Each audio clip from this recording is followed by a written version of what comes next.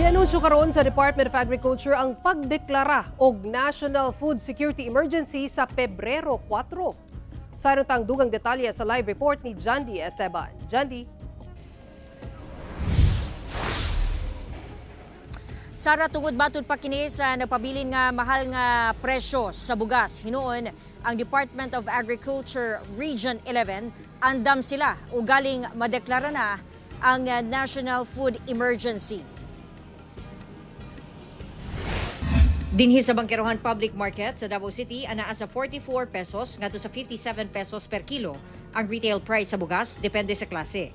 Sumala sa mamaligya ay niubos ang presyo apan mahal gihapon. May pagkunhod ang presyo sa atong bugas sa karon, pero we are not expecting na magpermanente na siya. Expect mas baba pa daw siya, ma'am. Bubaba pa siya.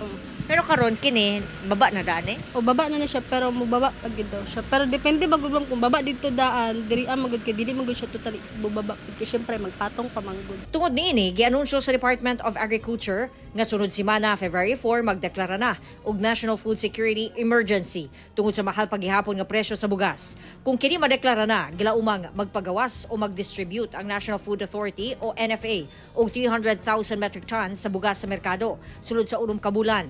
Kini aron mapaubsan ang presyo. Kini subay sa pag-aproba sa National Price Coordinating Council sa usa ka resolusyon. Ang mga ma-release nga stocks pulihan og locally produced price sa mga mag-uuma. Ang DA11 andam na matud pa og galing mahinayon ang deklarasyon. Ready po kami, serbisyo publiko, kung ano man ang direktiba galing sa central office, handa naman. Naabay mga significant increase ang atoang mga prime agricultural commodities, especially sa bugas. But so far, walay significant increase.